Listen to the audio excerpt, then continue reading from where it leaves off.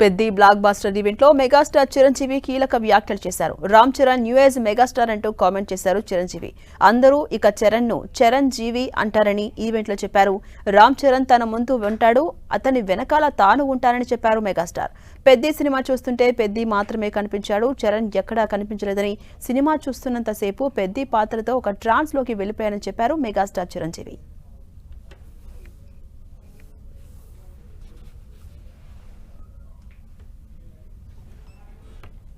And Charan ఈ సినిమాలో తను నటించలేదు, జీవించాడు.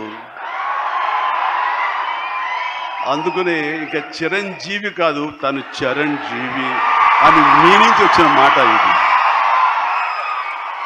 నిన్న కూడా ఢిల్లీలో పిఎం గారు నరేంద్ర మోడీ గారితో పాటు తను కూడా ఒక కాంక్లేవ్లో పాల్గొన్నాడు. రిపబ్లిక్ టీవీ కాంక్లేవ్లో పాల్గొన్నప్పుడు వాళ్ళు కొత్త కాయినేజ్ పెట్టారు, న్యూ ఏజ్ మెగాస్టార్ అని.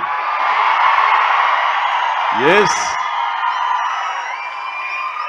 మనం ఇలాంటి అవకాశాలు నాకు రాలేదు, కానీ చరణ్కు వచ్చింది. చరణ్ దాంట్లో నిరూపించుకుని ఒక అడుగు ముందుకు వెళ్తున్నాడు. కాబట్టి చరణ్ ముందుంచి నేను